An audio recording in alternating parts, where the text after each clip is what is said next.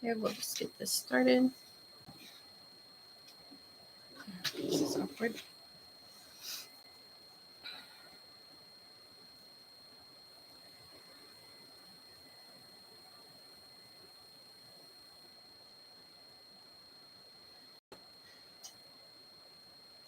It's that one.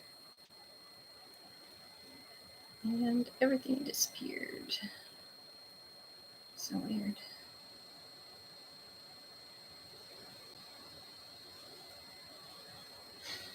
Should be here somewhere.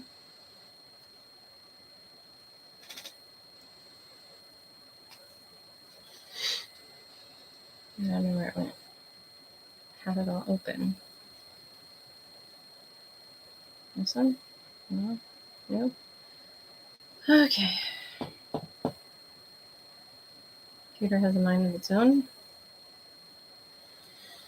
What is this one? There we go. All right. Do I want to hit that?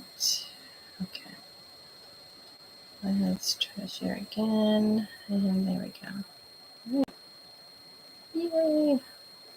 All right, let's get started. This is the second half of the TikTok Supreme Court hearing on TikTok's request to stay the ban.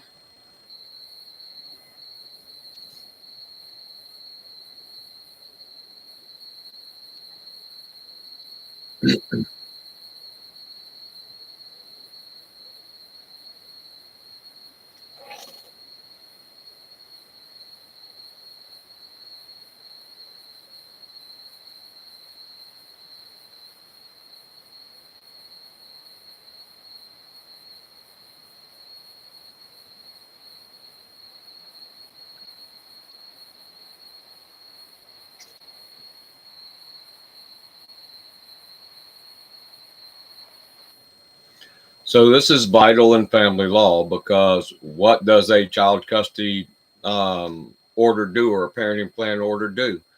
It distinguishes between speakers, and it censors the speech of the speakers.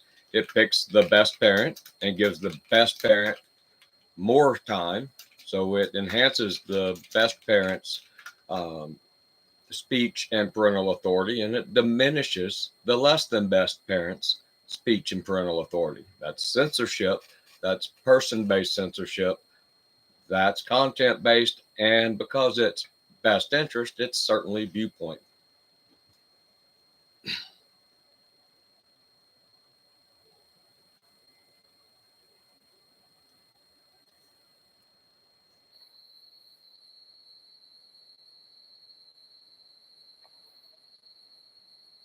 Yeah.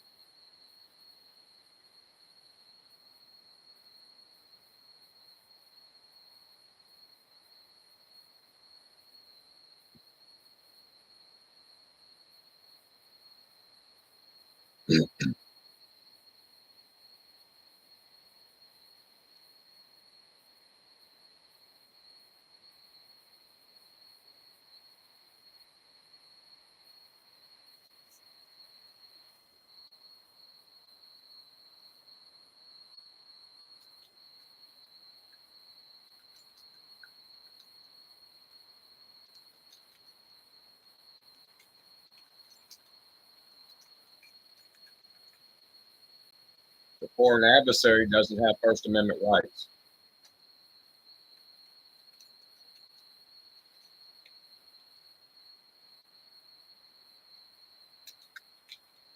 But you have to apply it to individuals' personal rights, not broad generalities of content.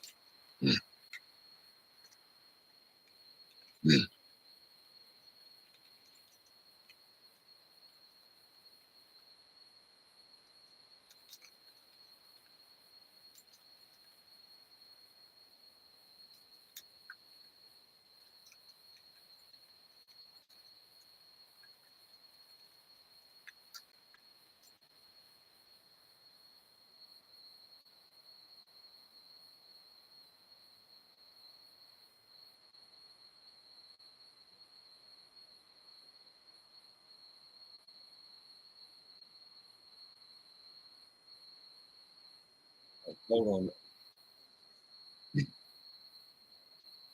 So what he's saying is the two sets of tests, right? The interest that the state is asserting and whether it meets the proper standard, whether or not the authority they're asserting meets the proper standard. And I can tell you right now, there is no situation, no set of facts or circumstances under which any state government can infringe on fundamental rights through broad authority, broad discretion, broad best interest discretion by its very nature fails the narrow tailoring test. It fails any tailoring test. Okay, so it is that right off the bat tells you it can't survive. And then you get to the means. What are the means in family law? The parenting plan. What is a parenting plan? It's a prior restraint on your speech with your children. It's censorship. Right? Then the least restrictive means of applying that is not a viewpoint based restraint. Prior restraints are an extreme form of relief or an extreme end to achieve a means. And they have their own set of protections over and above the baseline of free speech protections. When you get into prior restraints, the prior restraints have to fall into a list of types of prior restraints that the Supreme Court has approved, and they've never approved parenting plans, not once ever, right? So it fails that. But the reason this all continues is because judges are doing the evil. Judges are preventing any of these constitutional challenges. You try to challenge them in state court, and they're going to do everything that imaginable, even outright criminal, to prevent you from challenging the statute. And then if you try to go to federal court, they're going to claim, oh, judicial immunity, you can't sue us, you can't challenge the statute because we're a judge and we're implementing the statute. Well, that's not judicial, right? And so then you have to get into a functional test. Some circuits, the Ninth Circuit, won't let you do that. They're just as corrupt as they can be. The 10th Circuit will certainly let you do that. And we're doing just that in the 10th Circuit. And the other trick that we're piloting in the 10th Circuit is suing the Secretary of Health and Human Services. They're responsible for Social Security and Title 4D. And they are directly responsible for assisting the state in passing child support legislation, for certifying that child support legislation as meeting the federal civil law policy mandates for family law. Right? And then he's required to actively assist the states in enforcing child support. That means he can be sued and challenged to your state family code. He is a proper party to sue to challenge at least the child support elements and the best interest element of your child support statutes. This is vital because he has no judicial immunity. Right? And what we're asking for there is that that Social Security be enjoined from paying the state any Title 4D money if they violate civil rights.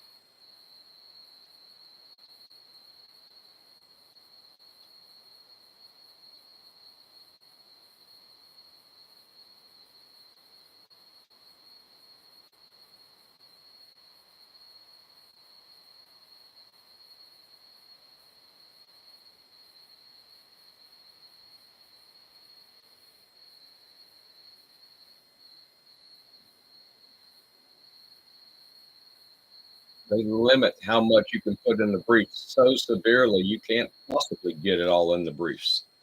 That's if you ever had to write an appellate brief or a Supreme Court brief, and I've done both. They arbitrarily limit the number of words you can use, but they don't limit the scope of authority that the state can use against you. Look at your state's um, family law code. Count up all the statutes that are in there. Now, they use a huge number of those against you. But when you go to appeal, it is impossible for you to properly appeal all the things they do against you that it's basically illegal, right? And that's, in my opinion, it's arbitrary and unfair the way the appellate courts arbitrarily limit the word count without any regard to what your claims are, how many statutes you're challenging, right? The word count should certainly be scoped to child custody, child support, and at the very least, you should have two major things. So you should have twice the space at minimum when you're appealing child support. If you're when you're appealing a child custody order, if you're appealing the custody order and support.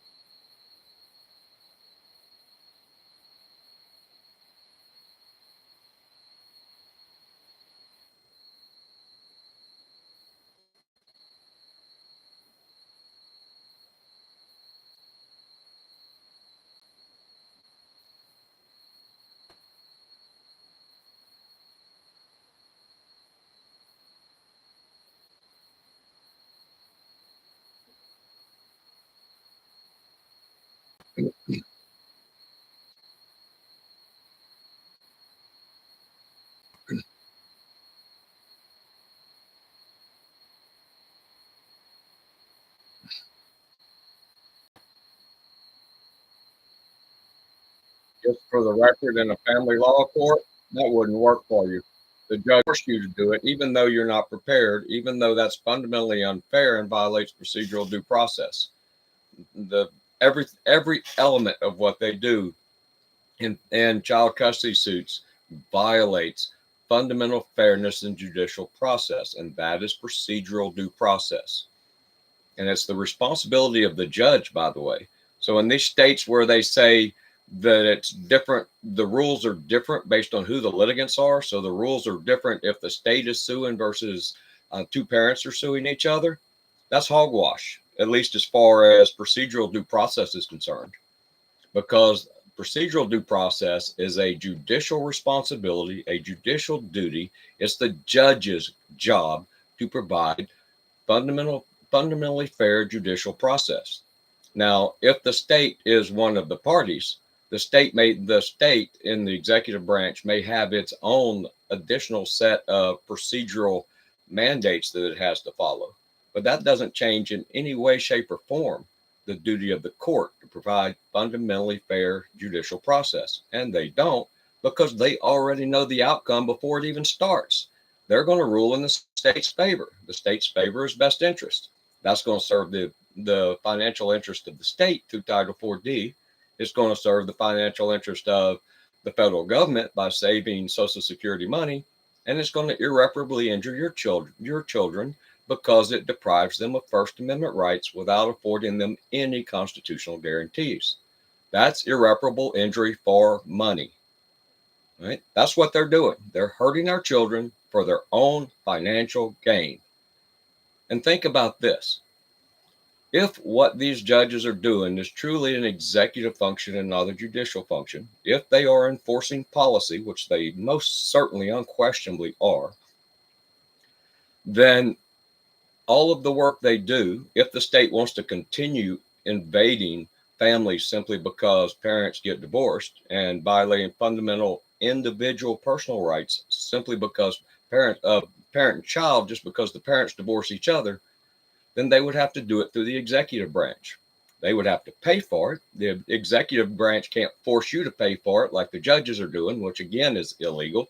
They're forcing you to pay for the state's own policy prosecution of you. It's straight up illegal. Right? So if they moved all of that over into the executive branch, what are these judges going to do all day? Sit around and twiddle their thumbs? There's too many of them. There's far more judges than the states need to perform legitimate judicial functions. A good number of them will be fired. That is personal financial interest in defeating your constitutional rights. There's no question about this.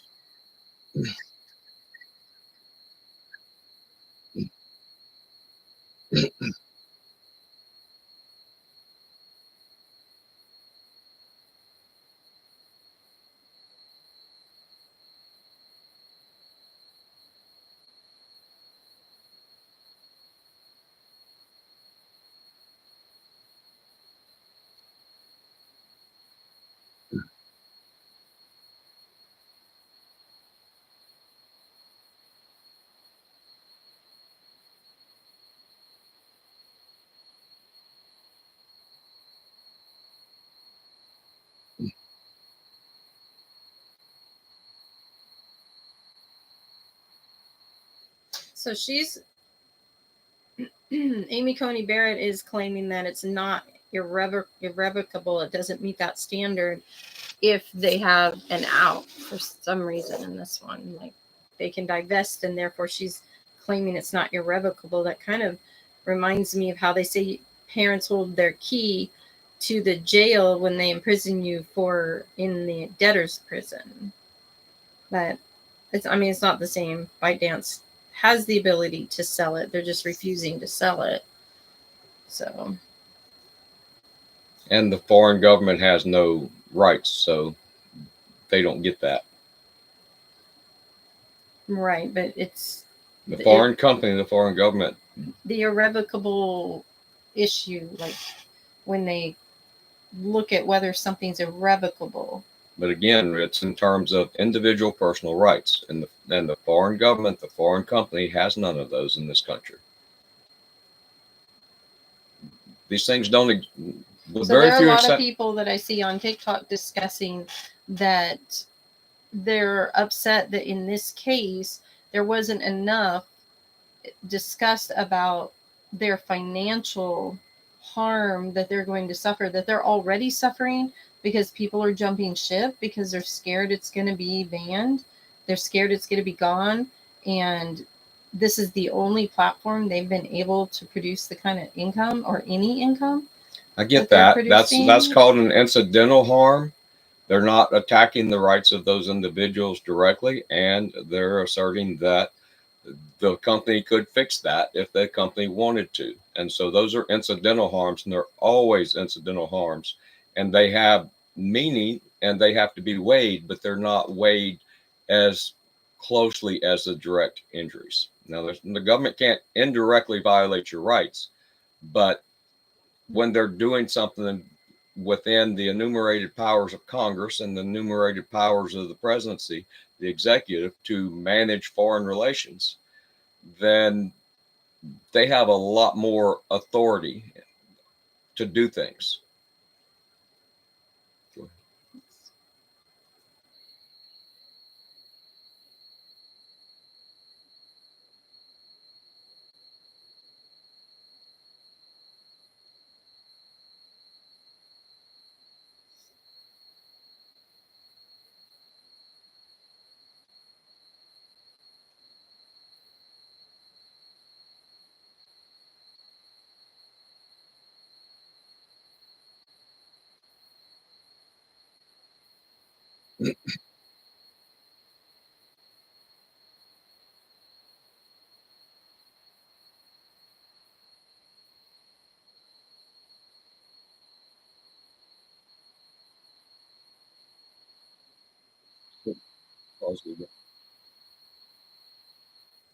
So you can think of China as the narcissistic parent, right? They have no good intentions at all. Their intentions are to hurt us as much as they can to gain personal benefit for themselves. And I'm talking about the government here, not necessarily the Chinese people.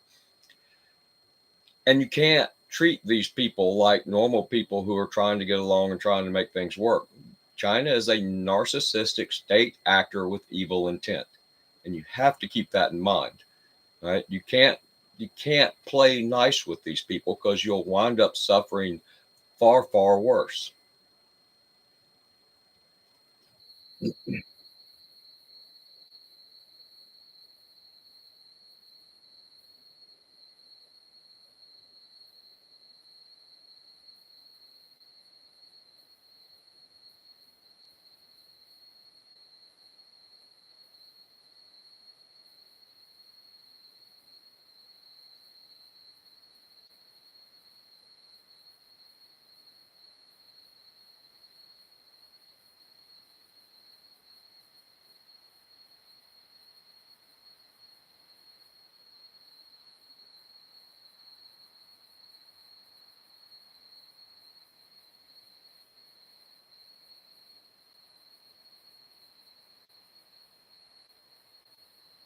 And so that's what I was talking about.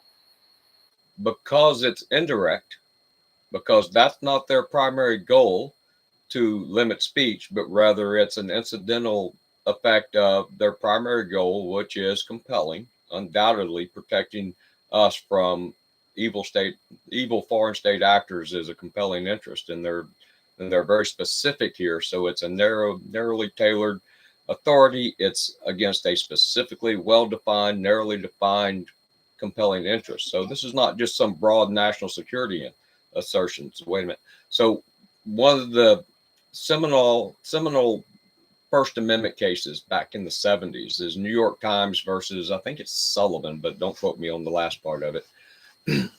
And that was a prior restraint case.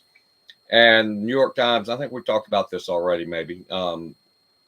But New York Times was trying to print a list of something about national security.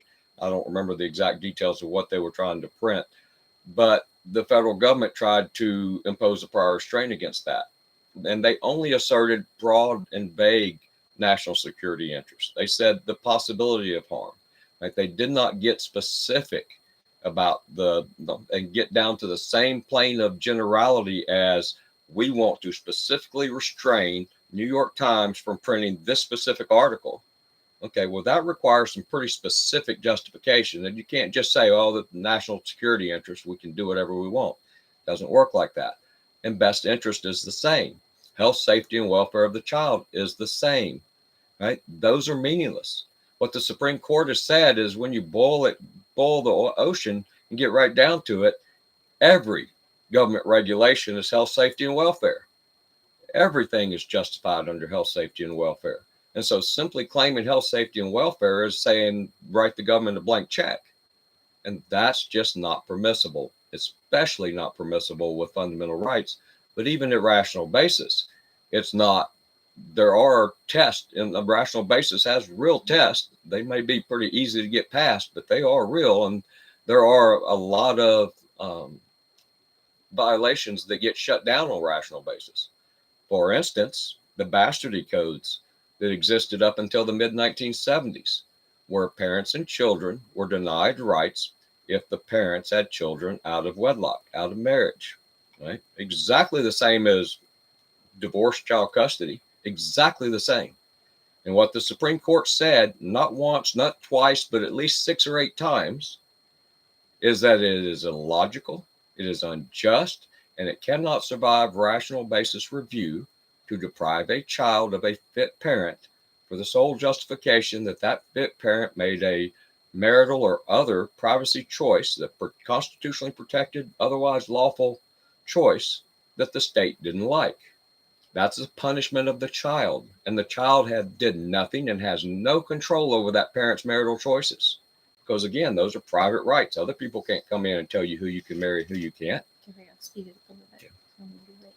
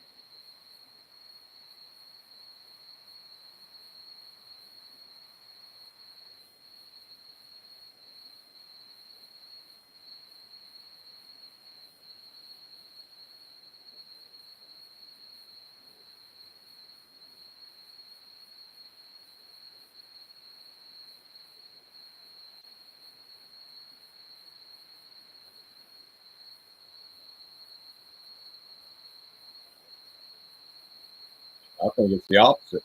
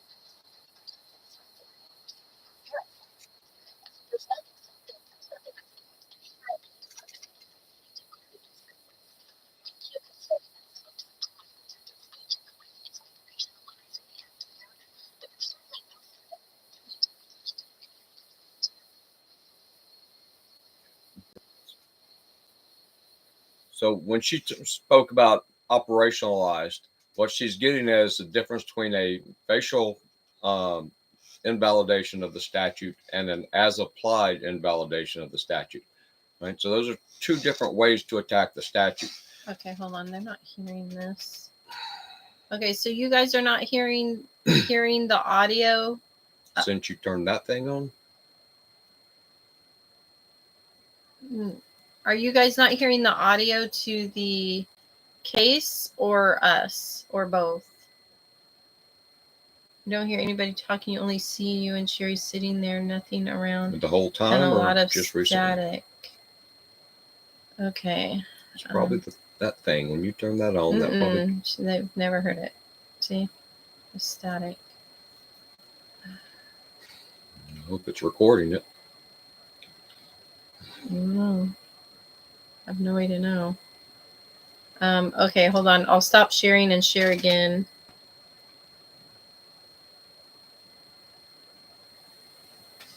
Allow tab audio. That's on. This one. Camera's on. Let me check the audio settings.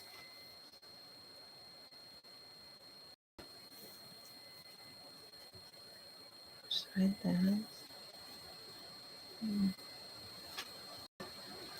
Not showing them to me here. Can you hear us now?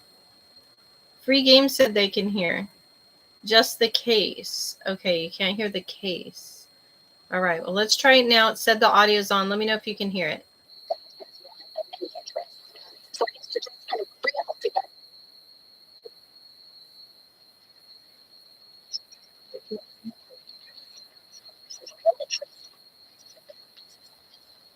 How about now?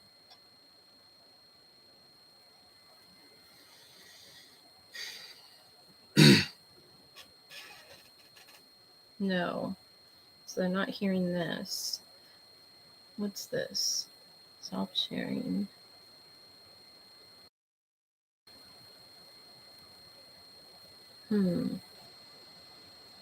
That's on. Yes, we can hear it, but it's very choppy. No, just hear us. It's too garbled. Okay, let me turn this back off and see if that helps. Okay, tell me if it helps without the speaker.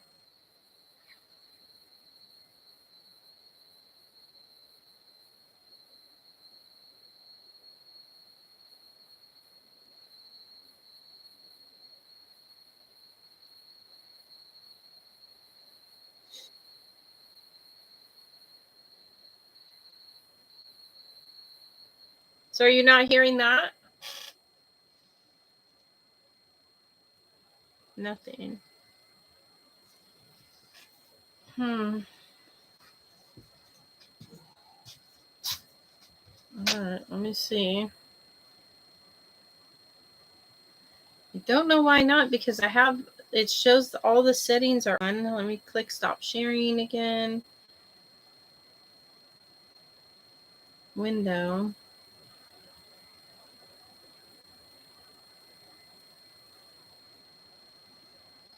To share audio, share a tab or screen instead. Okay, how about that? To share audio. Okay, now it's not wanting to share it. Also share tab audio. Select a tab to share. That's what I'm doing, but it's not letting me share the audio.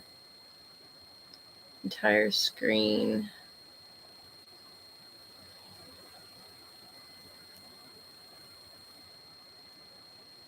Okay,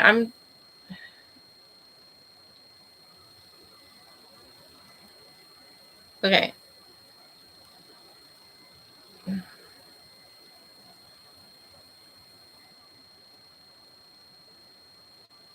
All right, I know what I'm gonna have to do. Hold on. I'm gonna have to share the entire screen.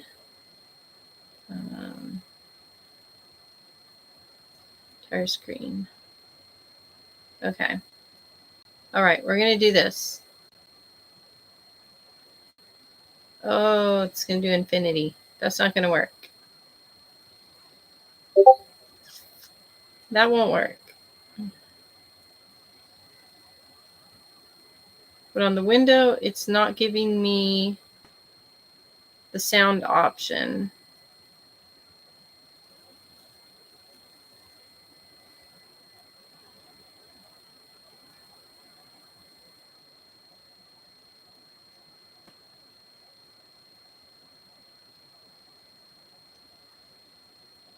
Yeah, it's not giving me the sound option on the window. To infinity and beyond, right? Right? It's not giving me sound option when I hit those. Choose a new window. Open a new window. Look the video.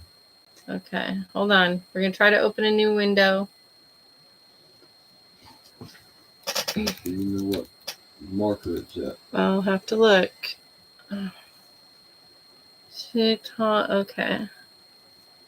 That's not what I wanted. That's not what I wanted. Okay, I want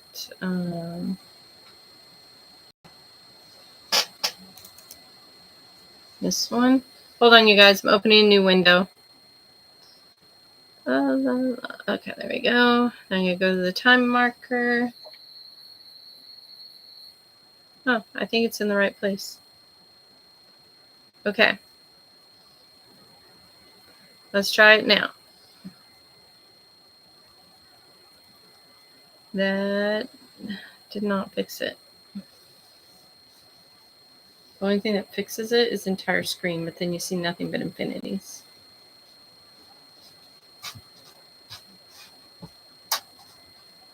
Chrome tab. Okay, and Chrome tab doesn't give me the share button. Choose what to share with Studio YouTube. The site will be able to see. I'm trying. Okay. There we go. Think I got it. Okay, I think I got it. All right. Let's see if you guys can hear it now. All right, it's an American corporation. So if we're No. an American corporation, I think that, and Congress disagreed with the viewpoints or content the corporation would display, obviously that's a direct regulation of protected speech and it would trigger strict scrutiny. I think that's different in kind Yeah. from what Congress was worried about here, which was not regulating speech as such, but instead regulating foreign adversary control. So your argument depends on the fact that what is at bottom here is the People's Republic of China using TikTok. That's what your argument depends on. If this were an American corporation, it'd be an entirely different thing. Exactly. And the reason we know the statute is different is because all of the same speech that's happening on TikTok could happen post-divestiture. The act doesn't regulate that at all. So it's not saying you can't have pro-China speech, you can't have anti-American speech. It's not regulating the algorithm. TikTok, if it were able to do so, could use precisely the same algorithm to display the same content by the same users.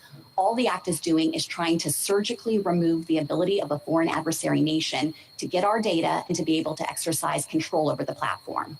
I'm sorry.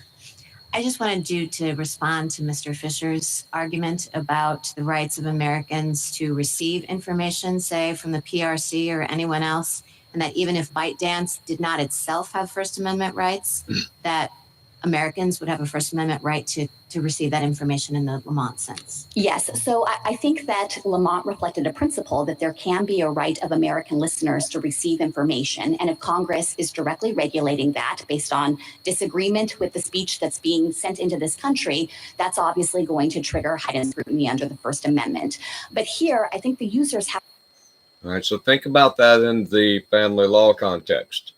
Your children have a right to hear your speech. So when you are denied custody of your children are denied the right to hear your speech. And that's not just any speech, it's speech related to your duty to educate your children on your own values and beliefs. This is religious, political, every kind of belief. You have a right and a duty, according to the United States Supreme Court, to educate your children in this. And when they deprive you of custody, association, possession, then they deprive you of that. When they impose child support on you, that's income-based child support, they take away your ability to fund that and to demonstrate the importance of it by withholding discretionary activities until the child complies. Have to be asserting a different type of interest, because what Congress was safeguarding against was not the ability of TikTok to continue to operate or the users to post content.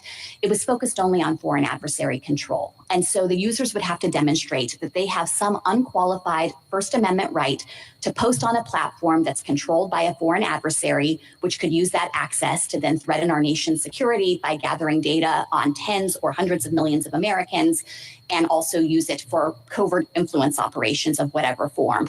And I don't think there's a First Amendment right to do that. I was trying to think of whether there's a historical analog here, and this is what I came up with, and you can tell me whether it's fallacious. In the mid-20th century, we were very concerned about the Soviet Union and what the Soviet Union was doing in this country. And the Communist Party of the United States at that time was integrally attached to the Communist International, which was essentially a Soviet operation, right? So if Congress had said, oh, it's very nice, we can have the Communist Party USA, but it has to divest, it has to completely divorce itself from the Comintern and from any international ties that it has, do you think that that would have been absolutely fine? And so if the answer is yes, it would have been fine, it's just like this case. Or if the answer is no, why is it not like this case? So I guess I think I would need to know more information about how the international organization is able to exercise control over the American affiliate. And So it's not any and all connection that's sending the data back that they're concerned about, data that's used for hacking and hacking for purposes of espionage. But the communist stuff they're talking about, there are a number of cases about that. NAACP versus, I think it was Alabama. There are a number of NAACP cases. It's not Button. I think it's Alabama. And that's a heavily cited association case. I cite it. I use it all the time. it's important for our right to associate with our children, and limiting the government from gathering information from us regarding that, right? Part of the, or if not the central part of that case, if I've got the right one, there's several from NAACP that are around the same topic. They were wanting the lists of membership from NAACP, and they said no, and the Supreme Court ultimately ended up saying the government cannot demand membership lists, because it could then go and use those membership lists to target people. Well, what is the Communist Party doing? What is China doing? They're getting the membership list of TikTok, of every American signed up to TikTok, and then they're using that to go and target them, right? So, you know, there's already precedent saying that the government can't do that, and certainly a foreign government can't do that. If it had the capacity, for example, to, in an unqualified fashion, gather data from that affiliate in a way that was going to jeopardize our nation's security. Well, I'm talking more about sort of the content. Let's put the data collection piece of this aside, which seems not very pertinent to my 1950s analog. But, very concerned about the kind of speech that the Communist Party was making in the United States. And it turns out that that content was pretty well scripted someplace else. I think if it was specifically a concern about the content, then that would trigger heightened scrutiny under the First Amendment. We're not trying to run away from that principle here. Instead, we're making, I think, a narrower argument. Well, then I think that you're I think you've just given your thing away, because content manipulation is a content-based rationale. We think that this foreign government is going to manipulate content in a way that will that concerns us and may very well affect our national security interests. Well, that's exactly what they thought about Communist Party speech in the 1950s, which was being scripted in large part by international organizations or directly by the Soviet Union. I disagree that the concern with covert content manipulation is itself content-based, or that it looks anything like the kinds of laws this court has previously said are content-based. The court most recently in City of Austin said you only have a content-based law when Congress is setting out to discriminate against particular subject matters or particular viewpoints. So again, with NAACP versus Alabama, if the government is wanting your membership list, that's content, right? The content of your membership list is content. That's content based. So I think there's a lot on both sides of that. And I agree that if it was just the Chinese Communist Party wanting to indoctrinate us, they can try that all they want. I don't think they'll get very far in most situations. But who knows? So it's not enough that the law is regulating in the space that involves content in some way. You have to have this motive by Congress to actually want to suppress speech on certain topics or certain viewpoints. Here, Congress just wants to cut the PRC out of the equation altogether, and all of the same speech could continue to happen on the platform. It's like patching up a backdoor vulnerability that the PRC has that we can't totally see around all the corners to imagine how it could use it against our interests. But we know the PRC will do whatever it can to try. And I think that is different in kind from imputing to Congress some motive to specifically get more speech on certain topics or with certain viewpoints. This law was passed by broad bipartisan majorities in both houses of Congress, and our legislatures and our legislators don't always agree on everything. I think it's unlikely that all of them had exactly the same views about what's good content on TikTok or what are good viewpoints. They weren't united on that. What they were united around was the idea that it is a grave threat to our nation if the PRC can itself behind the scenes be controlling how this platform operates. Why doesn't this act classify on the basis of speaker? I do think that when it comes to the PRC and ByteDance, you could treat this as a speaker-based restriction. And aren't speaker-based restrictions almost always viewpoint-based restrictions, content-based restrictions? The court has said it depends. It hasn't applied an inflexible rule that anytime you are regulating certain speakers, you are invariably regulating based on content. Instead, the court has said it warrants closer consideration. And here, if you look at the US speakers, TikTok US and the users, none of them are being regulated in a way that suggests it's disagreement with their content. It's all about what our foreign adversary is doing. It's hard for me to platform. it's hard for me to think of situations. Maybe they exist where our classification based on speaker is not viewpoint or content based restrictions.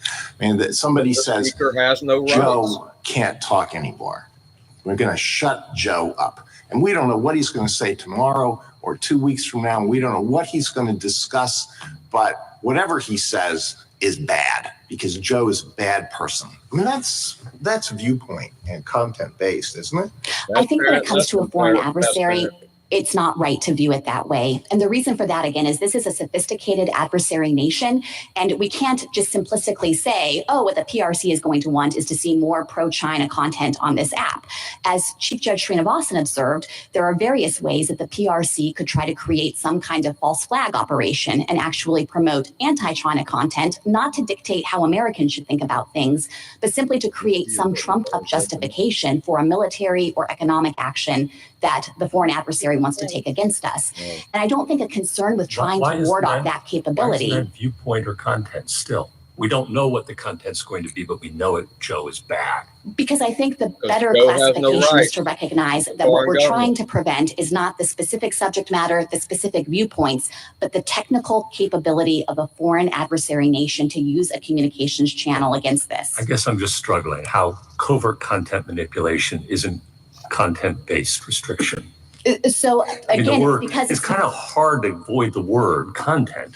I And don't it's kind of hard to avoid the word viewpoint here, isn't it? I don't dispute that it's related to content, but I don't think it reflects Congress seeking to set out in advance what kind of speech we should have reflecting certain views on certain topics. Instead, it's about trying to close off a vulnerability that our foreign adversary nation could exploit. And I would be remiss if I didn't point out that even if you thought this was content-based, all that means is that we're in strict scrutiny. And as the DC Circuit recognized here, we think that this law serves compelling national security concerns that sound in some of the same arguments I'm making here, and that have a longstanding correspondence to history and tradition And of then we trying get to to prevent foreign control. And then we get to the question whether there's a less restrictive means. I get that, and whether disclosure might suffice. On the data security point, your friends on the other side make the argument that if that were the concern, Congress could ban TikTok US from sharing data with anyone, and on pains of penalties that would put people in prison and shut the company down in the future, as the government did, for example, with Arthur Anderson. Why isn't that a less restrictive means available? Arthur Anderson So I was committed surprised to crimes, by the hear way. petitioner offer that up today didn't because shut there them was a down, they long defied course them. of discussion between the executive branch Renamed them. and ByteDance and TikTok leading up to Congress's enactment of this act that spanned over 4 years, an extensive conversation about what limitations could be placed to protect Americans' data. And it was never a suggestion that there would be any way to create a true firewall that would prevent the U.S. subsidiary from sharing data with the corporate parent. And the reason for that sounds in the technological features of this application. I think there can be no reasonable dispute that the source code development and the maintenance of this algorithm rests in China, which is why China has sought to try to control export restrictions with respect to the algorithm. And what that means is you need substantial data flows between the companies in order to continue to modify that algorithm, refine it, and so forth. So I don't think that that was an option ever on the table, including with respect to the proposed national security agreement that was insufficient in protecting our data privacy and security concerns. That didn't come across enough in the briefs. If we are in the world of data I mentioned protection this earlier. I'm as gonna mention opposed it to again. content There's never enough room in the briefs. Yeah, So- they're severely limited in the briefs, and the limit is arbitrary. It has no relationship to how much law the government is imposing against you. You're still limited to the exact same amount of words as someone who has one statute imposed against them. In family law, you've got dozens, if not 100 different statutes all being imposed against you. And what's more, they don't tell you which one it is. And so you have to cover all of them. And it's impossible to do. It's one of the ways that family courts cheat and hide.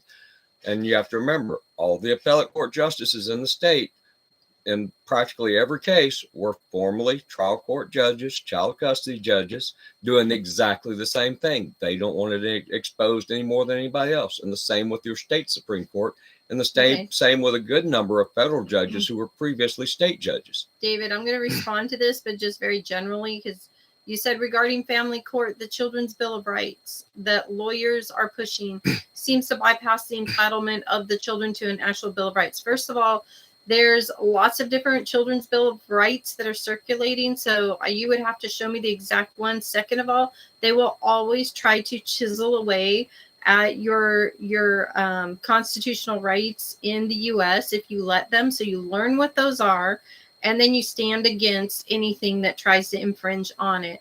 And if it's the Children's Bill of Rights that I saw, it definitely infringes on the child's rights and your rights. They make it seem like they're giving children rights when they're not. They're giving themselves power to decide what's right for the child. So anyways, but I'm speaking general because I don't see the actual document you're looking at. That's just a general thing, Children's Bill of Rights, right? So if you want to send it to us, have a discussion in a different forum on that, that's fine. I just want to tell you, always stand against any infringement of rights. If they try to say that they're giving your child more rights than what the Constitution says, stand up against it, because it's probably harmful to the child. All right, so let me jump in here. First of all, the answer to your question is the Children's Bill of Rights will do absolutely nothing. It's a smokescreen. Remember that? No, it doesn't matter. Let me finish. It doesn't matter which one it is. It's a smokescreen. These lawyers are already cheating you. They have a fiduciary duty to protect your rights, and they're not doing it. All right? They're going along with the courts. They're making a boatload of money, and they are not protecting you. None of them. Yeah, that's true. All right? Like Tony's saying, this is great conversation for another song. And remember this, children already have more than sufficient rights to make everything they're doing in child custody courts completely illegal. Okay. Just so on the child's rights alone, not the parents' rights, just the child's rights. It's illegal. I should have asked for this question to be sent to us, because we're just associating rights a little bit to the family law here, but we want to get through this case. But they do talk about right to receive. Again, your child has the right to receive your speech and not have it censored, and not have it enhanced or diminished. Tony says this is great content for another song. He also says close off their means, and he's talking about this case now, TikTok ban case. Close off their means to content, but leave the border wide open. Okay. Yeah, that was the outgoing administration doing that. Content control. I think it's hard to get around the post-divestiture provision that says you can't do business with them on the algorithm, because that very much is content-based. It's a content-based restriction. But what you're saying is you can't do it for a data control reason, meaning that you can't really run their algorithm without sharing the very data that we are concerned about as a threat, correct? That's right, Justice Sotomayor. And you don't have to take my word for it. You can look at the specific terms of the National Security Agreement that ByteDance itself proposed. The relevant definition of the accepted data is at JA 239 to 240, and it references categories of information that would, of necessity, technological necessity and business necessity, have to flow back to China. And the relevant categories are in the sealed appendix, but I would really encourage the court to look this up because it's eye-opening. It is at the Court of Appeals sealed appendix 249 to 252 and 254. If you look at that information, it was a wealth of data about Americans that was going to have to go back to China in order for the platform to just continue its basic operations. And there's a legitimate commercial justification for that, but it creates this gaping vulnerability in the system because once that data is in China, the PRC can demand that ByteDance turn it over and keep that assistance secret. And the one final point on this is that ByteDance was not a trusted partner here. It wasn't a company that the United States could simply expect to comply with any requirements in good faith. And there was actual factual evidence to show that even during a period of time when the company was representing that it had walled off the US data and it was protected, there was a well-publicized incident where ByteDance in China surveilled US journalists using their location data. This is the protected US data in order to try to figure out who was leaking information from the company to those journalists. General, you want us to look at that, and you get to look at it. but your friends on the other side don't get to look at it. That doesn't seem fair. That's the sealed appendix, Mr. Chief Justice. So it's their information. They can look at it. It's just under seal to protect their proprietary business information. General, so I want to go back to the discussion about content discrimination, and we're going to shut Joe up. Here, it seems to me like we are saying to ByteDance, we want to shut you up. And so let's say that I think that that is content discrimination based on speaker. Tell me if I think that, tell me if I have to conclude that it is also speaker-based discrimination and content-based discrimination for TikTok.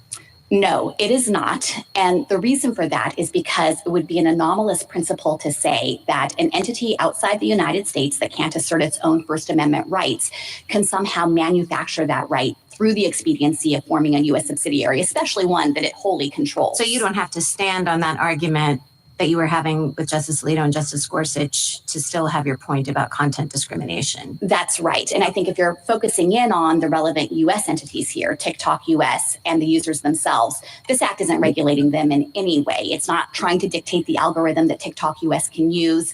And in fact, Congress, I think, was doing everything it could to preserve access to TikTok in the United States in recognition that Americans enjoy expressing themselves and building community on the site. Well, One last quick question. Sorry, just one last quick question.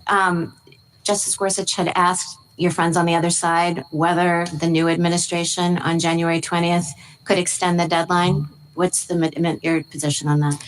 So I think it tees up a statutory interpretation question of whether there can be an extension after the time period for divestiture has lapsed. I would think the court might start with its decision in the Hawley Frontier case, which did recognize the ability to get an extension after a lapse like that. So it's your position that they could? We have not run it to ground, in part because it's simply not presented here, and I'm not prepared to take a position on that statutory interpretation question.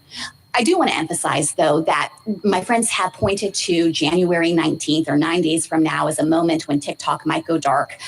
At the outset, of course, Congress was hoping to prompt a divestiture, but I think the more important thing to focus on now is that even if that were to happen, Congress specifically anticipated it and provided authority to lift these restrictions as soon as there's a qualified divestiture. And the reason for that is because foreign adversaries do not willingly give up their control over this mass communications channel in the United States. And I think Congress expected we might see something like a game of chicken. ByteDance saying, we can't do it, China will never let us do it. But when push comes to shove and these restrictions take effect, I think it will fundamentally change the landscape with respect to what ByteDance is willing to consider. And it might be just the jolt that Congress expected the company would need to actually move forward with the divestiture process. So it's not irrevocable. That's an interesting point. And I hope Mr. Francisco or Mr. Fisher, whoever's delivering the rebuttal, will address it. So if we were to affirm and TikTok were forced to cease operations on January 19th, you say that there could be divestiture after that point and TikTok could again begin to operate the way, continue to operate. That's exactly right. There's nothing permanent or irrevocable that happens on January 19th. And I think that Congress might have thought that we get in a situation here where a foreign adversary is doing whatever it can to just not comply. It's hoping the United States is going to blink first through our court system or through the executive branch getting cold feet about enforcing the law. But Congress set a deadline, and I think it thought that deadline would have a forcing function. Well, let me ask you a question about your effort to draw a distinction between ByteDance's speech and TikTok's speech. So suppose that the People's Republic of China funds a movie and there is an entity in the United States, a U.S. corporation, that thinks, wow, this is a great movie. And while the PRC would not have a First Amendment right to show it in the United States, would you say that the American company would not have a First Amendment right to do that? Because whatever expression there is in that movie, it's the PRC's expression. It's not their expression. No, I wouldn't make that argument. And I want to be really careful. I thought that was the argument that was being made, no? No. So our argument is that this is not a direct regulation of protected speech in the first place, or at most it would warrant intermediate scrutiny because of the indirect effects that it might have on the American users or on the U.S. subsidiary. We're not suggesting that if Congress sought to directly regulate and prohibit speech in the United States based on concerns about its content or viewpoint, that's somehow immune from First Amendment scrutiny just because it comes from a foreign source. Obviously, that kind of law is going to trigger strict scrutiny. And I imagine it would be a different constitutional analysis because it's hard to imagine the same profound national security harms that would exist in that scenario as compared to what we have here. Thank you. General, isn't the whole point of the divestiture requirement that the content on TikTok would be different if it was owned by a different company? I'm still struggling with your insistence that this is content neutral versus content based when we have that kind of circumstance. The reason that I am continuing to try to hold the line on that is because there is nothing in the act that would directly dictate any different mix of content on TikTok. The US subsidiary could use the same algorithm, show the same content by the same users in exactly the same order. It's not about trying to interfere with the US subsidiary's exercise of editorial judgment in any relevant sense. Instead, all Congress was doing was homing in on the problems of having a foreign adversary be able to interject itself and be able to harvest But the your data. friends on the or other side exercise. say that the motivation for doing that is because the foreign adversary might influence or change the content. So content content matters, doesn't it? I think that content was relevant to Congress. So this is important about how rights work, right? Does content matter? In general, content's irrelevant. What matters is and whether or not an individual has a right, then they are asserting that right. And there are rules around this and standing and subject matter jurisdiction that are highly pertinent in family law. Right? So only an individual can assert rights. You can't assert rights for other people, with one small exception, which is overbreadth doctrine in the First Amendment, but that's a separate issue. Right? And why is this vital in family law? Well, number one, because the United States Supreme Court and many states have outright said that child support, which is not child care, it's not minimum reasonable standard of child care, it's income-based child support from one parent, but not from the other, right? They say that is a right of the child. And the Supreme Court is very clear that the state is asserting that it's the right of the child, right? So if it's the child's right to take it from one of the parents, which one? How does that even work, right? But what that means is in states that have standing that's is intimately connected or where subject matter jurisdiction requires standing, about half the states have this. The federal government has this under Article 3. What this means is that the child would have to establish standing to prove that there is a justiciable conflict between the child and whichever parent is going to be ordered to pay this child support before the court could even entertain child support, before the court could address the issue at all. So the court has no authority whatsoever to entertain a conflict between the child and the fit parent, right? And to get that authority, they have to have a totally separate trial after you've been served with charges of unfitness, prove you're unfit, prove that your interests are different from the child's interest, and then they can get into that. They can't do that in the child custody suit. It's not appropriate proceeding. They haven't provided you the proper constitutional notice, and you don't have the right standard of evidence and the right ability to defend yourself. And the judge is not impartial. There's a whole lot of reasons why that doesn't work. This is crucial because this is no longer just a rights issue. This goes directly to the legitimate authority of the court to even exist as a court, right? To have any authority over you whatsoever, right? A parent cannot assert a child support rights for a child on their own. They have to establish that the child has standing. Now they can assert the child's standing vicariously, but they have to show that the child has the standing. That can't be avoided, right? And they don't do it. And that just nullifies everything, just wipes it off the books.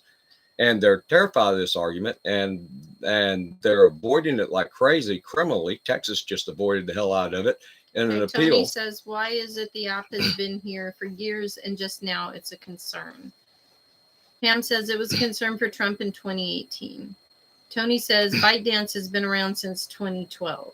But TikTok since 2016. So if there's a national security issue that we don't address it in the first year, we have to waive it and we can never address it. Is that how that works? I don't get that argument. I mean, when it becomes urgent, when Congress gets together and says, okay, for whatever detailed reasons, it's urgent now and we're going to act, they have every authority to do so. The Constitution gives them that authority. Congress's concern about an adversary having control over the communications channel. I think not again because of any particular concern about viewpoints or subjects, but just isn't that that this would be relevance? Isn't that relevance enough to trigger at least some scrutiny, with a heightened scrutiny from the standpoint of our legal tests? I certainly understand that intuition, and if the court thought that it were prudent to simply try to rule narrowly here and not dictate broader First Amendment principles, we have no problem with the court assuming that heightened scrutiny applies. We think the law easily satisfies it. We do think that intermediate scrutiny is a more appropriate framework for this kind of law that's not directly targeting protected speech. But in any event, there's a compelling national security interest here, and the law isn't just narrowly tailored, it's precisely tailored. It's trying to fix the thing that's creating the problem, which is the PRC's involvement and the Chinese government's ability. So when the government seeks to regulate fundamental rights, the baseline is that strict scrutiny applies. And if the other side can prove that a lesser standard applies, then that lesser standard may apply. But the burden is always on the government to prove these things. So what that means is that in family law, where your rights and your child's rights to each other are fundamental, unquestionably fundamental. And these divorce courts, they try to say, well, that's in a different context. Well, that's not the way fundamental rights work. Fundamental rights are fundamental across the board. And if there is a context where a lower standard applies, then the government has to prove that that context exists and it's proper to have that lower standard. But even at the intermediate level of scrutiny they're talking about here, family law of child custody can't even hope to survive that. To exercise this control over the corporate entities.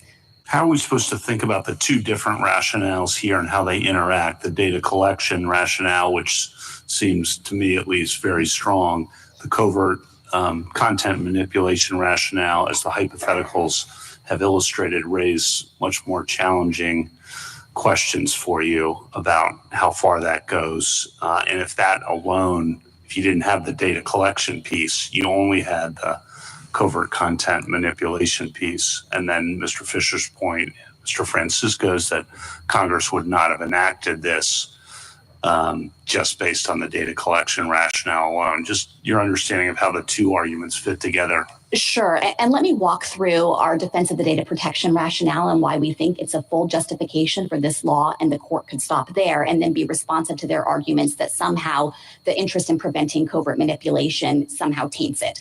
So just on data protection, I think that it should be beyond dispute that, of course, our nation has an enormous interest in keeping the sensitive data out of the hands of our foreign adversary. And it should also be beyond dispute that our foreign adversary has an existing capability through its laws and through the way that these companies are integrated to get its hands on that data. There is no question that Congress was sincerely motivated by that concern. There's a whole lead up to the statute here where the executive branch across two different presidential administrations was expressing concerns about the data problems. Congress was extensively briefed on those problems. It passed a companion data protection statute at the same time that was intended to prevent selling data to foreign adversary nations. The statute is shot through with protections that I think are key to this concern about closing off the vulnerability of access to the data. So that's a sincere justification for Congress's desire here to act. We think it's a compelling interest and it's narrowly tailored. Then you get to the question of what to do about the fact that there's also this interest in covert content manipulation. And in the First Amendment context, this court in cases like Heffron has made clear that once you have a justification that satisfies the First Amendment, you don't need to go further and look at other justifications to decide whether they would independently satisfy First Amendment scrutiny. So I think it's not necessary for the court to go on and probe whether it thinks that covert content manipulation itself independently justifies the law. Now, my friends say that's all fine and good, but they think covert content manipulation is just per se illegitimate.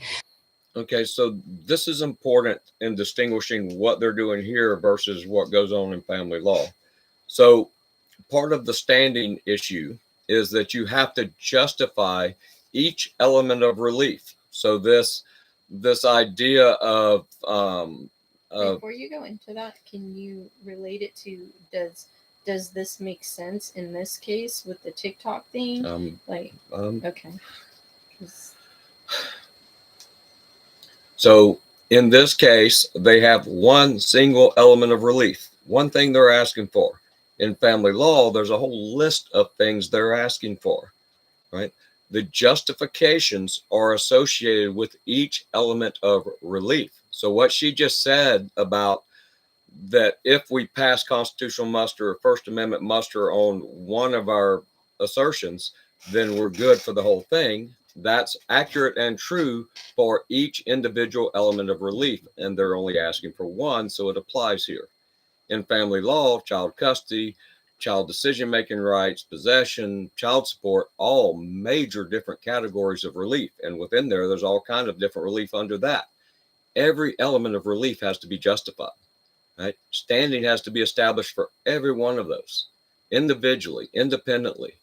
And they desperately don't want to do that. Number one, because it would overturn everything they're doing. And number two, it would be an overwhelming burden on the court, and the cost to them of regulating families would get overwhelming, which would be the same if it were done in the executive branch. The states would quit doing it because it would cost too much.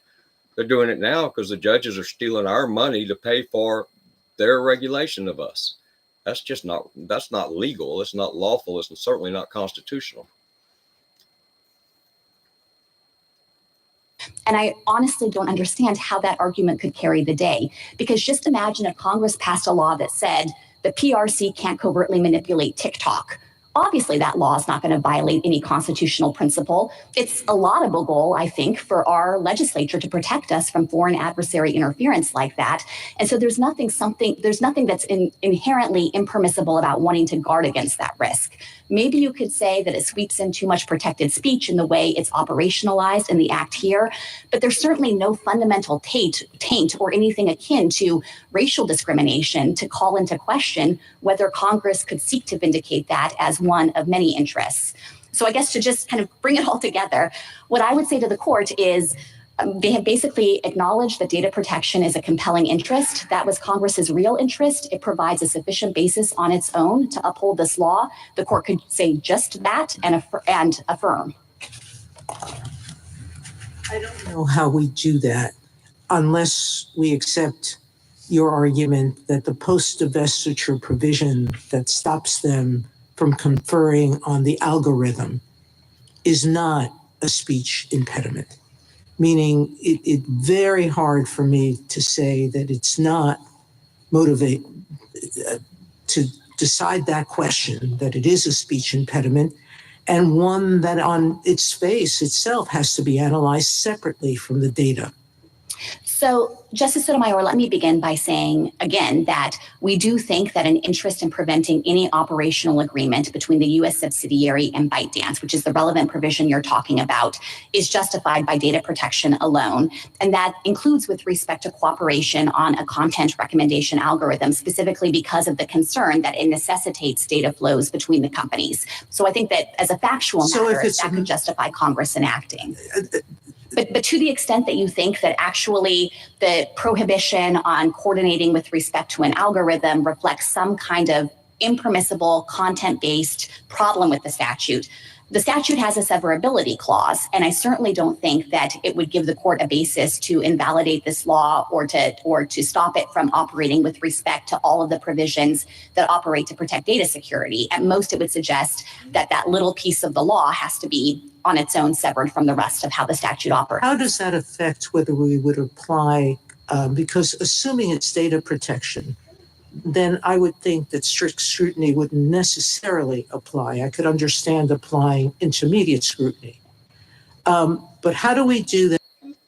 So they keep insinuating that we have a right to speak to foreign governments. And I just don't think that aligns with what they've established in the past. And a lot of people may not realize this, but we don't have a constitutional right to cross the American border and go and leave the country or to come back into the country, right? So, and your rights, and this part I disagree with, but your rights in coming back into the country as far as Fourth Amendment search and seizure are much, much different. And again, I think that's just completely wrong. But we don't have a right to international travel. We have a right to travel anywhere in the United States. And this is not my opinion. This is what the court's already said. So if they're going to say you don't have a right to travel, but you have a right to speak to the foreign government, I think there's all kind of problems with that. It also intrudes upon the enumerated power of the executive, the president, and all of his organization, in that they are directly responsible for all those international contacts and interaction with foreign governments, and they have a tremendous amount of direct enumerated power to do that and to restrict what Americans can do with those foreign governments, that the court's not going to get into, because they call that a separation of power question, the political question, and where the president has very specific enumerated powers, they very rarely ever get in and challenge those powers. They have to do something pretty extreme before the courts get in and involve themselves with that separation of powers issue when the powers are written down in the Constitution. That with respect to this part, the algorithm issue, how do we get to intermediate scrutiny with respect to that? The way you get to intermediate scrutiny there is to recognize that prohibiting foreign adversary control over the operations of the platform, including with respect to the fundamental backbone of the system, is not based on any protected speech or content based in the relevant sense. I've been thinking of it as akin to something like a piece of software you might have on your phone that would allow the... And the single sole criminal statute that is, or not even statute, but criminal provision or crime that's established in the Constitution, there's only one and no others, and that's treason. And treason is a direct infringement on free speech rights, right? You're giving aid and comfort to the enemy. How do you give aid to the enemy? You share information with them, right? That's a crime. If it's classified information, that's a crime. So we do this all the time, right? And it's legitimate, most of it. And certainly treason is legitimate because it's in the Constitution. And if it's in the Constitution and it limits speech, then that is countered, that is exempted from the First Amendment because the Constitution provides for it. Okay. So I think when it comes down to this foreign adversary, and particularly adversary, and you have to realize that China is corporation itself has conducting a massive espionage, hacking, a computer disruption program right now that's unprecedented in its scale. It's so strong and so powerful and so concerning that the federal government completely reversed itself on personal encryption on things like Facebook Messenger, and now the federal government saying we should encrypt all of our communications. Go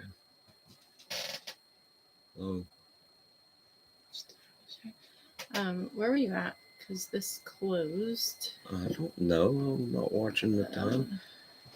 How does that affect whether we would apply, because assuming it's data protection, then I would think that strict scrutiny wouldn't necessarily apply. I could understand applying intermediate scrutiny.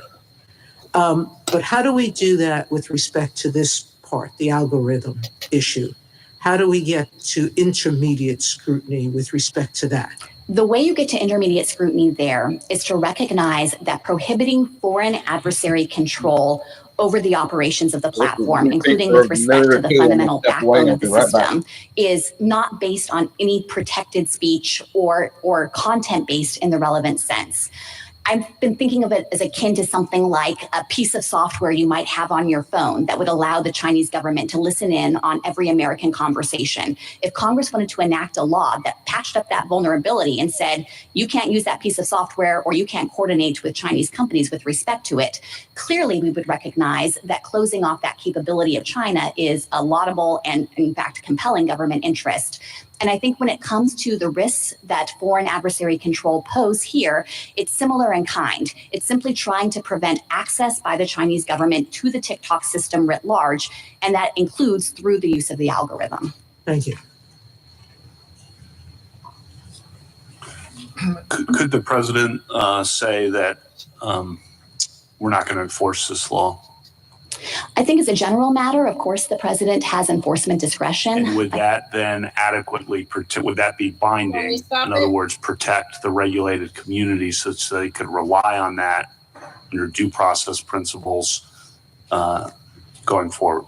That raises a tricky question. So I think there would be Then it's a not strong. going to be adequate. Well, Right? I think there is a strong due process argument that the third-party service providers could invoke if there were enforcement action based on a period of time when the president said the law wouldn't be enforced. The kind of They're not going canonical to take case. that risk unless they have the assurance that a presidential statement of non-enforcement is, in fact, something that can be fully relied on, because the risk is too severe otherwise, right? I think that they might judge that based on this court's precedent in the due process space and principles of entrapment by estoppel, maybe they have a sufficient safeguard here to allow them to continue to operate. I would think even before a non-enforcement policy were announced, of course, the president-elect would want to review all of the updated national security information that has come in over the last 4 years that undergird Congress's judgment here. But the final thing I would say is that even if you think the third-party providers are simply going to choose not to continue to provide these services because it's too much of a risk to take on, again, that's not anything permanent or irrevocable, and that might be just what the PRC and ByteDance need to start taking seriously some of the public reporting about interest in acquiring the company. And so when it comes to your personal rights, and there's a little bit of nuance here in what's going on versus your personal rights, but when it comes to your personal rights, the government's assurance that they're not going to prosecute you under some law or not going to come after you under some civil statute is not sufficient to bar you from proceeding in suit. That's well established in federal law. Right? So it doesn't matter what guarantees they have short of striking down the statute. You don't have to rely on the executive branch promising you they won't enforce. At one point, Mr. Francisco suggested that what we might want to do and what he would regard as certainly preferable to a decision affirming on the merits is to issue an injunction pending, I guess, consideration of what we now regard as the cert petition that was filed here. What do you think of that suggestion? So I think this court doesn't have any basis to enter a temporary injunction unless it thinks petitioners are likely to succeed on the merits of their First Amendment claim. And to be honest, I think that there is no argument to be made that you should find that likely success. This is an act of Congress. This isn't some unilateral action by the executive branch, but it actually was action in parallel between the executive and Congress, where Congress took action to close up a loophole in some of our laws. The executive had tried to force divestiture of TikTok. So this is an important point, and there's a fairly recent Supreme Court case, eBay versus somebody, some big long name. I don't remember the second part of it, but they go in and they define there are 4 specific rules that are required to get any kind of injunction, and those 4 rules also apply to preliminary injunctions. And these injunctions are equitable relief. They're judicial authority. They're not civil law statutory, right? And so, but they also apply when the civil law tells the judges to exercise equitable authority, which there's a whole host of problems with that and the way family law does that, because now you have your state legislature directly controlling how judges exercise judicial authority. The separation of powers doctrine doesn't permit that. But to get equitable relief, you have to meet these standards. It's a federal constitutional issue. And half if not all of what they do in family law is equitable relief. And yet they never hold either party to the equitable relief burden. You have a duty, it's just like standing, to prove these elements that you're entitled to equitable relief, and they don't do it. It makes all of what they do unconstitutional. under the Trump administration, but that got tied up in litigation about those authorities. So Congress came in and provided additional authority based on a substantial record, including with respect to the data harm. And I don't see any basis for this court to displace the deadline that Congress set without finding that actually there is a potential First Amendment problem here. Do you think we have the authority to issue an administrative stay as we have done in other cases, or do you think that the January 20 deadline prohibits us from doing that? I don't think this court has a formal basis to not issue an administrative stay if it believed that that was necessary to assist in the court's own consideration of the case. And I would obviously defer to the court and whether it has a sufficient time to resolve the case, but we are here ready to submit the case today. And I think it is in the interest of Congress's work and our national security to resolve the case and allow the statute to take effect. Can I just test to see whether your recollection of what Mr. Francisco said about a warning is consistent with mine? I did not hear him say, he can address this in rebuttal, that it would be acceptable to his client if Congress had said there has to be a stark warning on every TikTok, such as warning. Communist China is using TikTok to manipulate your thinking and to gather potential blackmail material. Did you hear him say that that would be okay? I don't think he's made that concession, but even if he had, I don't think that would address the government's national security concerns. And one of the points here is that it's not just data privacy. So even if you could somehow put users on notice that the PRC could obtain their data and they choose to disregard that, it's not a data privacy interest, it's a national security interest. There's a distinct sovereign harm to the United States if our foreign adversary can collect this massive data set about 170 million Americans. And as Justice Kavanaugh touched on, there are a lot of teenagers using TikTok today who might ignore a warning like that and not really care, but they're going to grow up and they might become members of our military. They might become senior government officials. And for the Chinese government to have this vast trove of incredibly sensitive data about them, I think obviously exposes our nation as a whole to a risk of espionage and blackmail. Thank you. Finally, the word espionage. I did want to touch briefly on the questions about history and tradition here, because my friends have said several times that the Communications Act of 1934, which we think is roughly analogous to the type of restriction that Congress was seeking to enact here, is justified entirely by concerns about scarcity, how you can't have sufficient bandwidth. And I, of course, recognize that scarcity is what created the need for a licensing regime in the first place. But I think it's important to clarify the historical record here that in choosing to limit foreign control of radio stations, of broadcast stations, Congress specifically cited a concern about national security. That is written into the statute. National defense was one of the listed purposes of having that kind of restriction. And so I don't think my friends can succeed in being dismissive of that concern about history and tradition and what it shows about the national security judgments that undergird this law. The one other factual point I wanted to make, to be responsive to a few points that my friends have touched on, relates to whether TikTok US has the ability to alter this algorithm, whether divestiture is feasible, how ByteDance has manipulated the platform in the past. With respect to the algorithm, I think we're simply talking past each other. We don't dispute that TikTok US might engage in some functions in the United States to customize the algorithm for a US audience. The thing we're worried about is happening long before that over in China, where ByteDance is developing the source code, creating the basic backbone and functioning of the system, and is then blasting out the algorithm for use by the various subsidiaries in their home country. So we're not seeking to regulate any activity that TikTok US is engaged in here. Instead, what Congress is doing is trying to close off the vulnerability of PRC access abroad. With respect to the feasibility of divestiture, my friends have said it would have been impossible to do this within 270 days. At the outset, obviously, there's no inherent impediment to divesting a social media company. We just saw Elon Musk buy.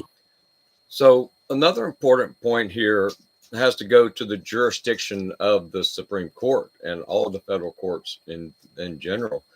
They have very little, if no, jurisdiction over any foreign territory that's not owned or controlled by the federal government. They have no jurisdiction in China. They have no authority in China. So they can't act to protect anybody in China or not protect anybody in China. That's just beyond their scope of power. X or Twitter in about 6 months from offer to completion.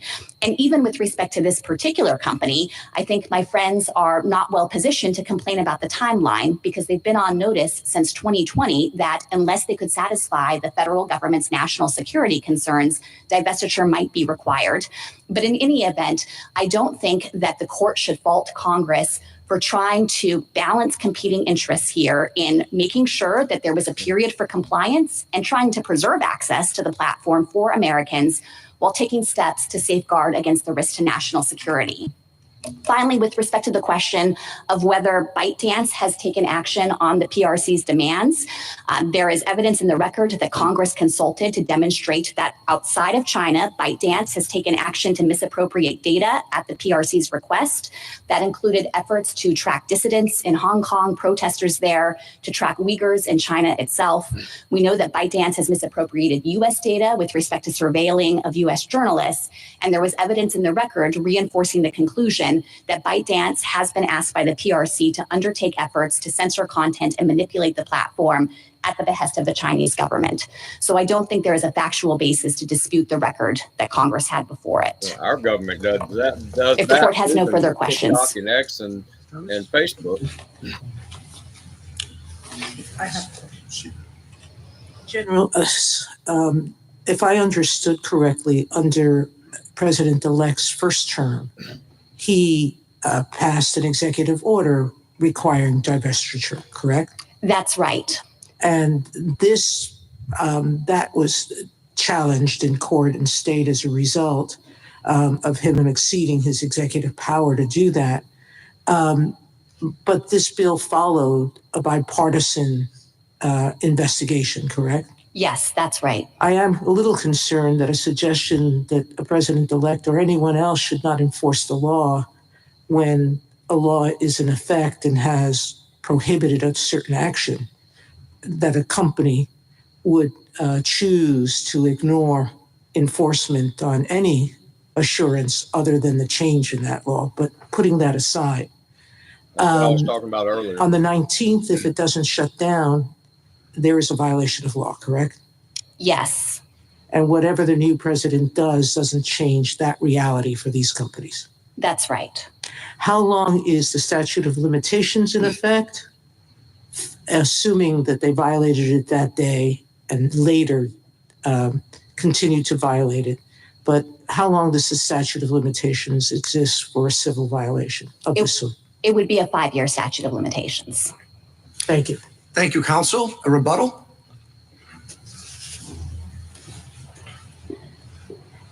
Thank you, Mr. Chief Justice, for points, all of which go to why we think this law would fail, whether you applied intermediate scrutiny or strict scrutiny. I'd like to begin with the least restrictive alternative, simply prohibiting TikTok Incorporated from disseminating any of the sensitive user data to anyone, including ByteDance, under the threat of massive penalties. That is definitely a less restrictive alternative. Now, my friend pointed to the NSA negotiations. Well, the sensitive user data that we're talking about and that were of concern in the NSA negotiations were not the type of technical data that she's talking about. The NSA did allow certain types of non-sensitive technical data to go back and forth, but that wasn't anybody's concern. And as we say in page 23 of our briefs, they simply cut off the negotiations without ever raising those concerns. But to be clear, if that's a concern, sweep that into the ban too. Put in that non-sensitive technical data into the ban too. We'll deal with that. It's a lot better than simply being forced to shut down. So that is most definitely a less restrictive alternative that would address data security. We talked about the under-inclusiveness and Temu and Shein, the two large e-commerce sites. Justice Kagan, you might have seen Temu during the Super Bowl. It was heavily advertised. It's one of the most popular e-commerce applications in the United States. It's got 70 million users. Justice Sotomayor, you were asking what they collect. This is from Joint Appendix 339 to 343, the U.S.-China Economic and Security Commission Review Report. Shein relies on tracking and analyzing user data. draws on customer data and search history with the assistance of artificial intelligence algorithms. It requests users share their data and activity from other apps, including social media. So they apparently go into your social media apps and suck up all of the information. Because they're e-commerce apps, they take names, addresses, and credit card information. If you look at the privacy policies on their website, they collect location data. It looks like they might even collect at some level GPS location data. So they collect massive amounts of data. Point 3, their mere covertness argument makes no sense for the reasons that the court explored. If mere covertness were the issue, a disclosure would make perfect sense. Yet they're not concerned about mere covertness. They're concerned, as my friend suggested, with getting Americans to argue with each other. Well, you know, as far as I can tell, that's what news organizations do in this country every single day. That's what we call editorial content. That's what we call content itself. And so it's trained directly on the content. But even if you thought somehow that the mere covertness were the issue, that definitely could be addressed through a risk disclosure. So the data sharing ban, the risk disclosure, those are obvious, less restrictive alternatives. And had the government considered them and rejected them, we would be in a different position. But if you look at this record, those are two less restrictive alternatives that the government did not address at all. Whether you apply strict scrutiny or intermediate scrutiny, that is fatal, because under both standards, restricting speech has to be the last resort, not the first one. And when you fail to consider less restrictive alternatives, you fail under either standard. Okay, so I disagree with the facts he's asserting, or the facts of the case he's asserting, but what he's talking about with least restrictive means is the ends means test under strict scrutiny. And they use a variety of different ends means tests and intermediate scrutiny, depending on the context. But what he said, that limiting speech has to be the last resort. Well, in child custody cases, it's the first resort, and it is the purpose of the whole thing is to punish First Amendment choices. Marriage and divorce or First Amendment choices about speech and association in a marital relationship.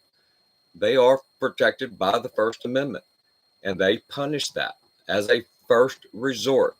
So all of this, if you look at this, if any of these constitutional rules were applied at all in family law, it would just crumble in an instant. It can't survive any of this.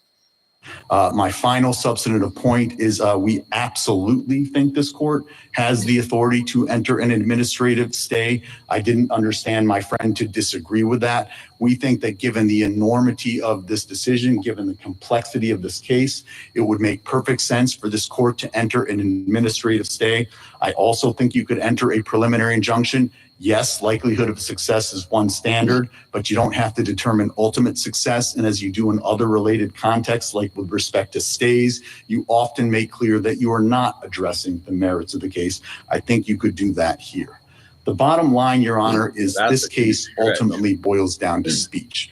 What we're talking about is ideas. And my friends on the other side, when you cut through everything else, are ultimately worried that the ideas that appear on the TikTok platform could in the future somehow manipulate Americans, could somehow persuade them, could somehow get them to think something that they ought not be thinking. Well, that whole notion is at war with the First Amendment.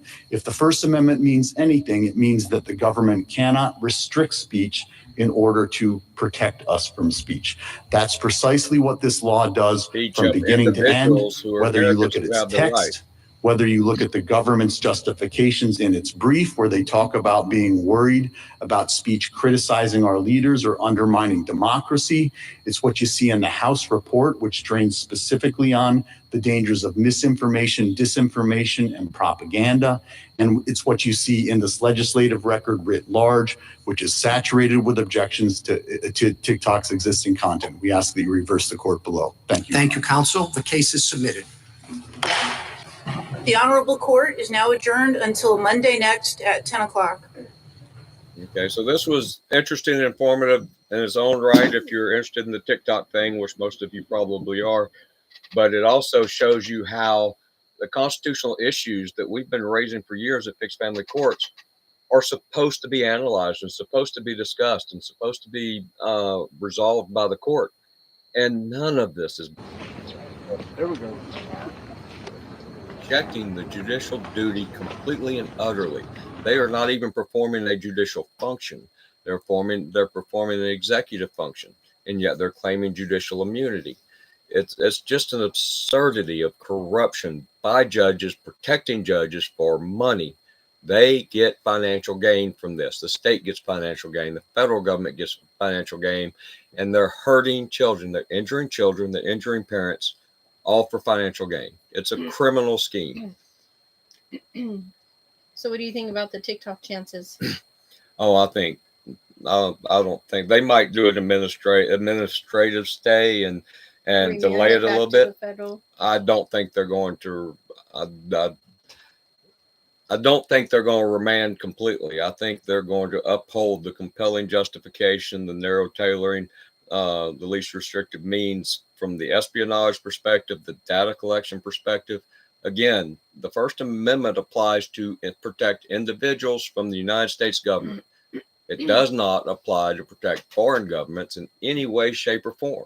It does not apply to protect any individual that is outside the jurisdiction of the United States government. Right? So foreign nationals don't have these rights. The incidental right, the concomitant right of people to receive from the U.S. company is legitimate, but that's incidental to blocking the foreign national and the foreign enemy state that does not have any rights at all as an individual. And therefore, I mean, it's hard to get that nuance across here. The opinion will most certainly have that kind of nuance in it unless they do something very narrow. But if they get into the First Amendment principles, they will certainly address these nuances because they're hugely relevant. So what about the court deciding on procedural grounds, like whether the executive branch had the authority to issue the original restrictions? Well, the executive branch can't order an American company to divest a foreign entity. That is fine. That's not an enumerated power of the executive. So are but they dealing directly with the foreign entity and preventing Americans from doing certain things with a foreign enemy state, that gets into treason territory. That's the definition of treason. Aid and comfort the enemy. Can they order an American company not to do business with them? Yeah, they do it all the time. There are all kind of restrictions on what companies can export, who they can relate to. They have lists of foreign enemy combatant companies. We can't do any business on an entire trade embargo with Cuba. Now that's a congressional statute, not just the president. But there's a wide range of enumerated powers that the president holds regarding dealing with foreign countries. So I guess what I'm saying is, if the Supreme Court decides this on procedural grounds, saying that they have the authority to decide this, they might not even get to the constitutional questions. Well, no, but this is not. This is not. She was saying they don't need to. They're the U.S. attorney. No, but this is not. This is not an executive action. That executive action they were talking about is something Trump tried to do in his first term. Okay, that administrative stay is only for executive branch. Okay, well that was during Trump's first term, and the court blocked that and overturned that and said he didn't. Legislators, I think, what they're talking about. No, the Congress has the authority to do it. So if they are only can they resolve this case by deciding they have the authority to do it and not reach the constitutional questions? I don't know enough about the particulars in the case. That would be a constitutional issue. They do have, but the First Amendment ones, like, would they not reach them if they say Congress had the authority to decide regarding a foreign adversarial country? Therefore, we don't even have to get to First Amendment because they had the authority. They had compelling interest, national security, and all that. But that doesn't divorce it from the constitutional. I don't see how they get away from addressing the First Amendment issue and getting into and parsing out the fact that rights apply to individuals against the United States government and China has no rights against the United States government, none So all whatsoever. the arguments on content-based or speaker-based made by TikTok's attorneys and the content users' attorneys are all incidental and would.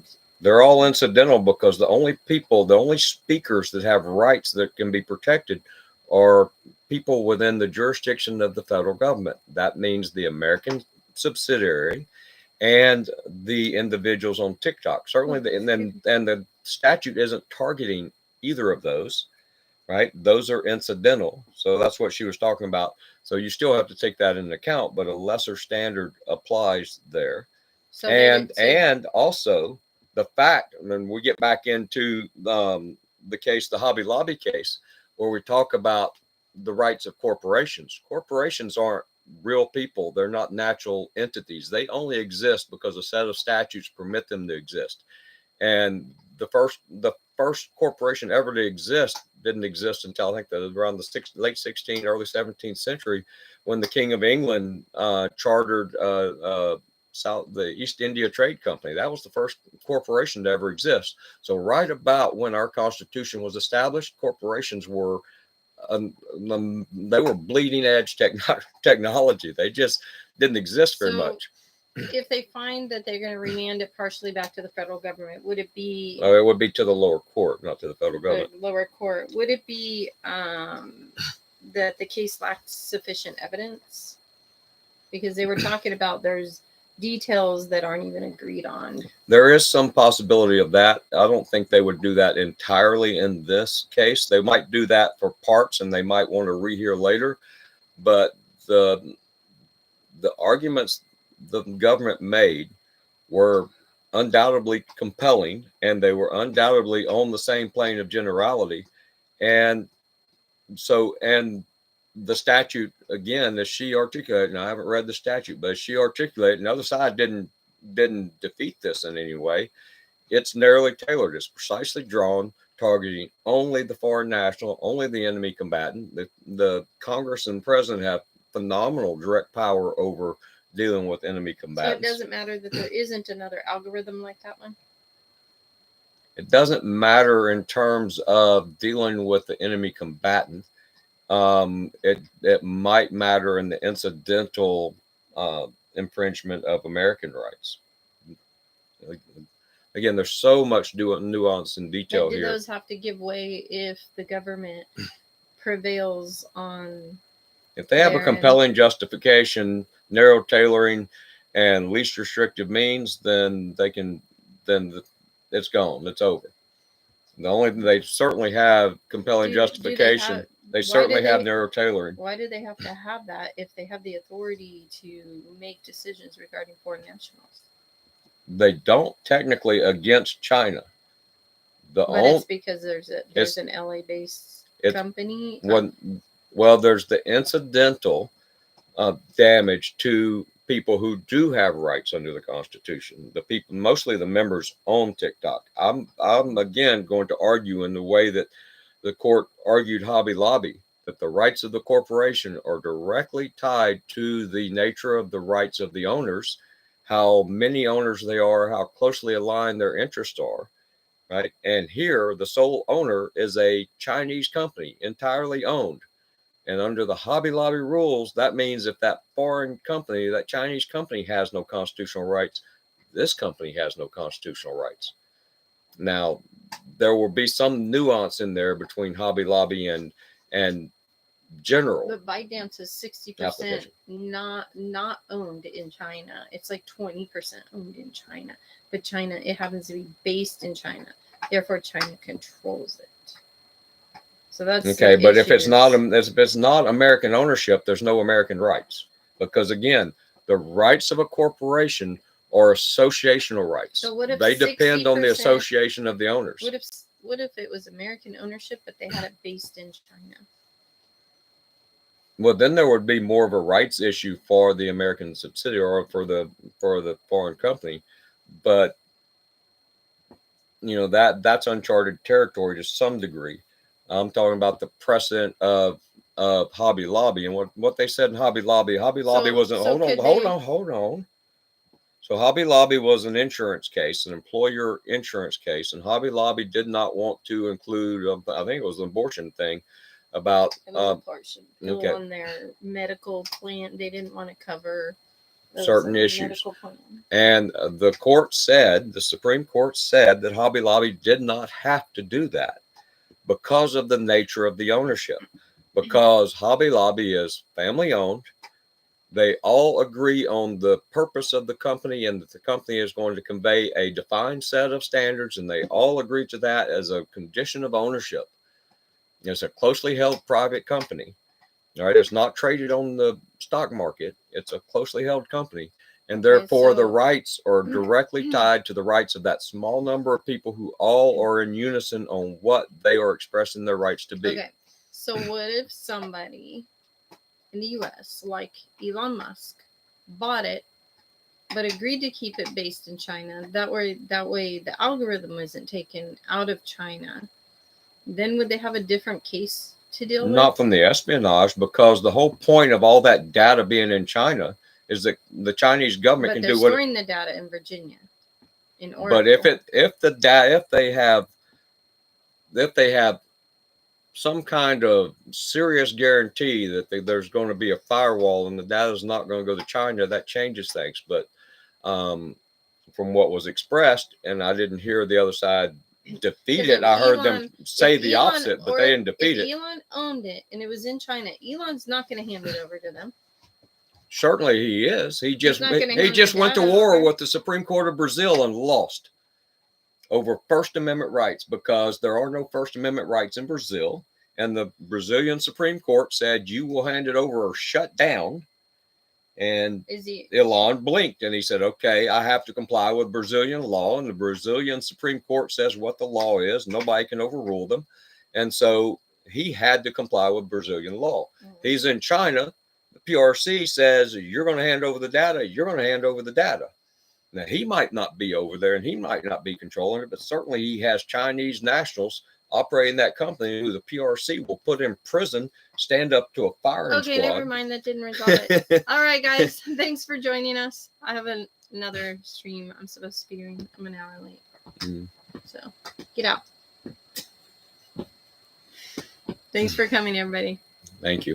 Do you have any other questions? And I haven't seen the chat going, so yeah. So I think you guys fell asleep. And the people who are interested in family law, please come see us at Fixed Family Courts and get into this, and let us help you with some of this stuff, because ultimately let us argue over your case. Yeah, ultimately these arguments are going to prevail. And we just have to break through the corruption, and the corruption is incredibly strong when it's the judges who are corrupt, and when there's more than $10 billion a year going through this system.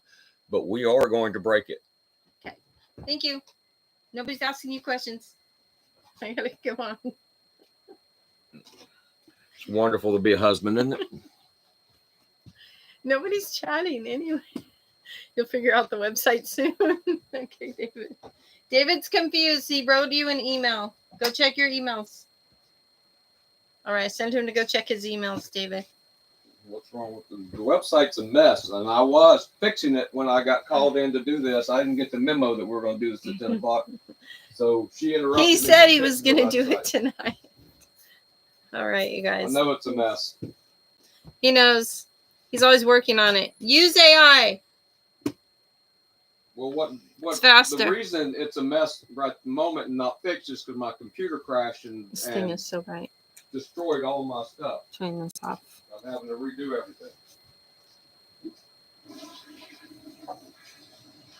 everything. Damn. Definitely figure out how to get in touch with you, Ron. All right, David's emailing you. You asked a question earlier. Let me see, free game. I can always message him on his phone. I kicked him out, free game. Okay, hold on. Just the case. Was it way earlier that I missed it? I don't see it in here, free game. Just the case, we can hear you. Was it after the we can't hear you and then you can hear us? I see great job. I see regarding family court that we did the Bill of Rights one. I see Tony's. Thanks, guys. Good night. Yeah, I don't see it. I don't see it. Free game. It's not around. Hey, Chris. Chris, you found us. I know. I'm getting ready to jump off here and get on my regular stream. You asked a question about federal courts. Oh, is that the one I said to email him on? Yeah, that's the one I said to email him on. How can you bring a family court matter to a federal court? Right, free game? Send the email to him. He's going to go check his emails right now. I think he was writing some argument earlier when he claims he didn't know he was supposed to be on here. He told me he was coming on here.